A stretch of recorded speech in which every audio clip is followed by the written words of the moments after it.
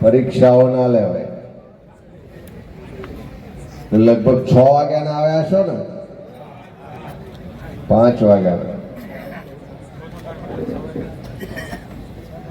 એટલે આ ખેડૂત આક્રોશ યાત્રાની આ સભામાં આપ સૌ ઉપસ્થિત મારા વડીલો, ભાઈઓ, બહેનો, યુવાન મિત્રો અને મંચસ્થ તમામ આગેવાનો,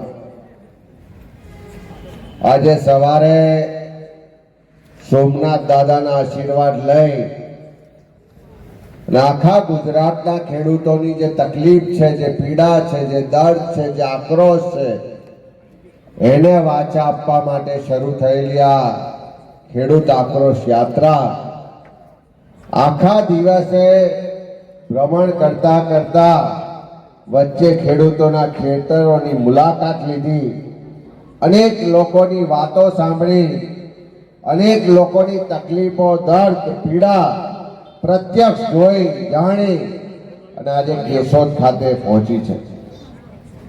આજે ગુજરાતમાં કોઈ ચૂંટણીઓ નથી, આજે કોઈ મત પણ લેવાના નથી, આજે કોઈ સરકારો બદલવા પણ નથી નીકળ્યા.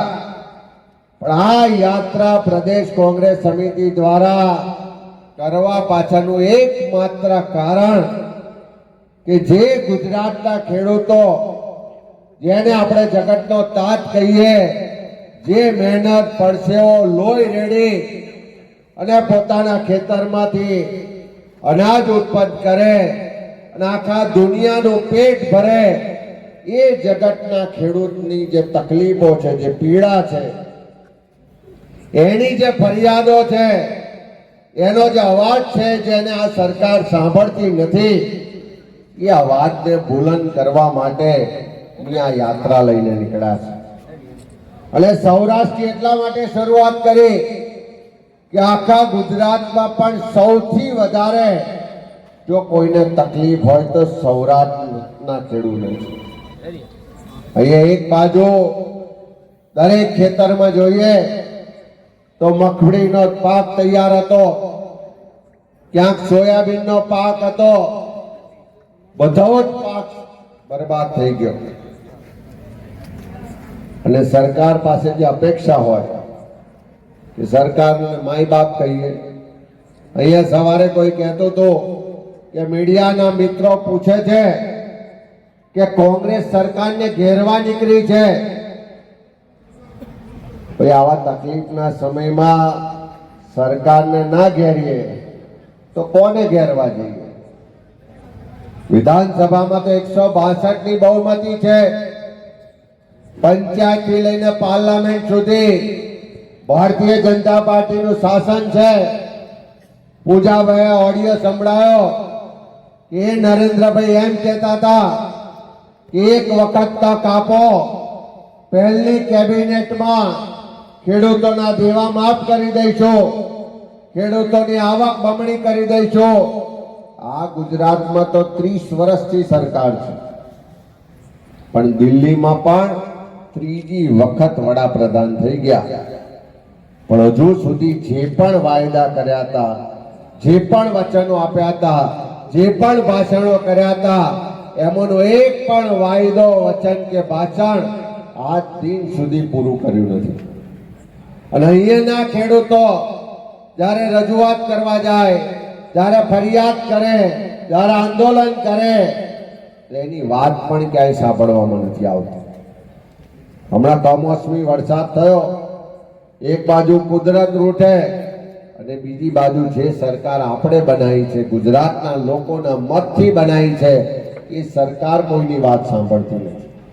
અને એટલા જ માટે આ રસ્તા પર ઉતરીને યાત્રા લઈને નીકળ્યા છે. આ યાત્રા સોમનાથથી શરૂ થવાની, 11 જિલ્લામાં ભ્રમણ કરી અને દ્વારકા ખાતે પૂરી કરવાના છે. આ તો શરૂઆત છે, પણ આજે સવારે જ કીધું છે, સોમનાથ દાદાના ચરણોમાં શીશ ઝુકાવી અને સંકલ્પ કર્યો છે કે જ્યાં સુધી ગુજરાતના ખેડૂતોના પ્રશ્નો પૂરા નહીં થાય, જ્યાં સુધી જે ખેડૂતોની માંગણી છે કે અત્યારે ખેડૂત આર્થિક રીતે પાયમાલ થયો છે, જે બેંકોમાંથી કરજ લીધું છે, જે ઉછીના પાછીના પૈસા લઈ અને ખેતી કરી છે અને આર્થિક રીતે દેવાદાર થયો છે, ખેડૂતોનું દેવું માફ નહીં થાય ત્યાં સુધી આ લડાઈ ચાલુ રહેશે. કોંગ્રેસ પાર્ટીનો સંકલ્પ છે. આજે પૂજાભાઈ કહેતા હતા કે ઉનામાં ખેડૂતે આત્મહત્યા કરી.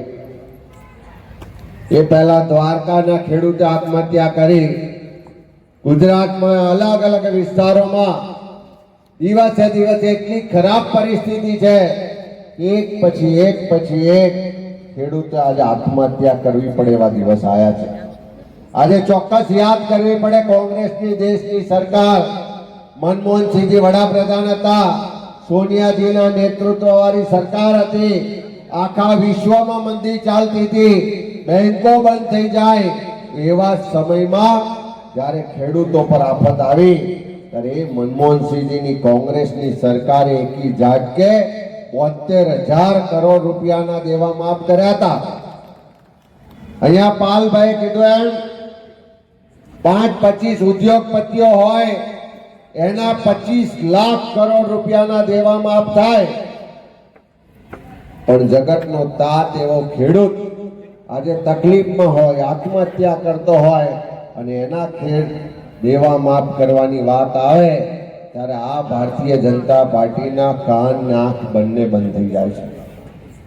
અને એટલા જ માટે જે કહેવા માંગીએ છીએ, ગઈકાલે મને એક ભાજપના આગેવાન કહે કે અમિતભાઈ તમે તો દેવા માફીની વાત કરો, તમે તો ખેડૂતો માટે આ આપો તે આપો એવી વાતો કરો છો, પણ સરકાર પૈસા ક્યાંથી લાવે? મેં એમને કીધું કે સરકારની તિજોરીમાં જે પૈસા આવે છે એ કોઈના બાપના પૈસા નથી. સરકારની તિજોરીમાં જે પૈસા આવે છે એ તમારા મારા પરસેવાના ટેક્સના પૈસાથી સરકારની તિજોરી ભરાય છે. મારે તમને પૂછવું છે કે આમાંથી ટેક્સ કેટલા લોકો ભરે છે? હાથ ઊંચો કરો તો. હજુ અડધા હાથ નથી ઊંચા કરતા, બહેનો ઊંચો કરો. પહેલા એવો એક જમાનો હતો જ્યારે પૈસા વાળા લોકો એમ કહેતા હતા, ઉદ્યોગપતિઓ એમ કહેતા કે અમે ટેક્સ ભરીએ છીએ અને આ કોંગ્રેસની સરકાર એ પૈસા ખેડૂતો પાછળ, ગરીબો પાછળ બરબાદ કરે છે, એમને લાણીઓ કરે છે, એમને પાસે યોજનાઓ બનાવે છે. આજે ઉલટું છે. આજે આ દેશનો સામાન્યમાં સામાન્ય માણસ, એ ખેડૂત હોય, ખેત મજૂર હોય કે નાનો માણસ હોય, એ પણ જીએસટી માં રોજ ટેક્સ આપે છે. આજે અમિત ચાવડાએ આ શર્ટ પહેર્યો છે, એના પર જેટલો જીએસટી લાગે છે એટલો જ કોઈ ગામડાનો સામાન્ય ખેડૂત હોય કે ખેત મજૂર હોય એ પણ બજારમાંથી શર્ટ લેવા જાય એના પર પણ એટલો જ જીએસટી લાગે છે. આજે સવારે ઉઠીએ ત્યારથી રાત્રે સૂઈ જઈએ ત્યાં સુધી જેટલી પણ વસ્તુ આપણે બજારમાંથી ખરીદીએ દરેક પર જીએસટી લાગે છે. લાગે છે કે કેટલા? જો દરેક વસ્તુ પર જીએસટી લાગતો હોય, દરેક વસ્તુ પર ટેક્સ સામાન્ય માણસ આપતો હોય, તો સરકારની તિજોરીમાં જે પૈસા આવે છે એમાં સૌથી મોટો જો હિસ્સો હોય તો આ દેશના સામાન્ય લોકોનો હિસ્સો છે. આપણા ભરેલો ટેક્સ, આપણા પૈસાથી ભરાતી તિજોરી, આપણા પૈસામાંથી બનતું બજેટ, અને એમાં જો આપણે ધ્યાનમાં ના રાખતા હોય, આપણા માટે પૈસા ના વપરાતા હોય તો એવી સરકારને એક દિવસ પણ ચાલવા ના દેવાય. અને એટલા જ માટે કીધું છે કે હવે ખાલી ખાલી વાતો, ભાષણો કે ખોટા વચનો નહીં, એક જ માગણી લઈને નીકળ્યા છે કે આજે ગુજરાતમાં ખેડૂતો તકલીફમાં છે, ખેડૂતોને આત્મહત્યા કરવી પડે છે, તો ખેડૂતોનો દેવ સંપૂર્ણ માફ થવું જોઈએ, થવું જોઈએ ને થવું જોઈએ. એ ભાજપના નેતાઓ કહેતા હતા કે આવું બધું કરીએ તો પૈસા ક્યાંથી લાવવાના? મેં કીધું તમારી જોડે પૈસા ના હોય તો અમે તો વિપક્ષમાં છીએ, અમારાથી જે મદદ થાય અમે વિમલભાઈ ને બધા જ ધારાસભ્યોએ નક્કી કર્યો કે આ ગુજરાતની સરકાર ગુજરાતના મુખ્યમંત્રીને કહેવા માંગીએ છે કે આખા ગુજરાતના ખેડૂતોની માંગણી છે કે દેવા માફ થવા જોઈએ. કાલે તમે ખેડૂતોના દેવા માફ કરવાની જાહેરાત કરો. અમે તમને લેખિતમાં આપ્યું છે કે કોંગ્રેસ પાર્ટીનો એક પણ ધારાસભ્ય, જ્યાં સુધી ધારાસભ્ય રહીશું ત્યાં સુધી એક પણ રૂપિયાનો પગાર નહીં લઈએ. આ બધા જ પૈસા તમારી તિજોરીમાં જમા રાખો. કારણ કે મદદ કરવાની આવે તો પહેલી શરૂઆત આપણાથી કરવી પડે. અમે તમને સહકાર આપવા તૈયાર છે. અમે તમને સહયોગ આપીએ છીએ કે જાઓ પગાર નહીં લઈએ, પણ ઉત્સવ, તાઇફા ને જાહેરાતોમાં જે પૈસા વાપરો છો એના બદલે આ ગુજરાતના ખેડૂતોનું દેવું માફ કરો. આ પહેલી વાર કમોસમી વરસાદ નથી પડ્યો. પહેલા પણ અતિવૃષ્ટિ થઈ, પહેલા પણ વાવાઝોડા આવ્યા, પહેલા પણ કુદરતી આફતો આવી. દર વર્ષ થાય અને ખેડૂતો પર કઈ કુદરતી આફત આવે છે અને એવા સમયમાં સરકારે મદદ કરવાની હોય પણ સરકાર એના માટે પાક વીમા યોજના જ નથી રાખતી. ત્યારે એ પણ ખેડૂતોની માંગણીઓને સમર્થન કરીએ છીએ કે પાક વીમા યોજના ચાલુ થવી જોઈએ. જમીન માપણીના જે ઝઘડાઓ છે એ ખોટી જમીન માપણી રદ થવી જોઈએ. નકલી બિયારણ હોય, ખાતરની તંગી હોય, ખેતીમાં ભ્રષ્ટાચાર જે કરવામાં આવે છે બધું બંધ થવું જોઈએ. અને આ બધી જ માંગણીઓને લઈ અને આ યાત્રા નીકળી છે. એક એક ગામે જઈશું, એક એક ખેડૂતના ખેતરે જઈશું, એની તકલીફો, વ્યથા, પીડા, જે આક્રોશ છે એને સાંભળીને સડકથી લઈને સંસદ સુધી લડવાના સંકલ્પ સાથે નીકળ્યા છે. ત્યારે આપ સૌ પણ આ ખેડૂતોના તકલીફના સમયમાં એના હક અધિકારની લડાઈને સમર્થન કરવા આવ્યા છો એ બદલ તમારા બધાનો ખૂબ ખૂબ આભાર માનું છું. હીરાભાઈ ને કેશોદના બધા જ મિત્રોનો પણ આભાર માનું કે આજે આ ખેડૂતોની લડાઈમાં, આ એના હક અધિકાર માટેના સંઘર્ષમાં ખેડૂતોના આક્રોશને વાચા આપવા માટે તમને સૌને આમંત્ર્યા અને આટલું સુંદર આયોજન કર્યું બદલ બધાનો ખૂબ ખૂબ આભાર. જય જવાન, જય કિસાન.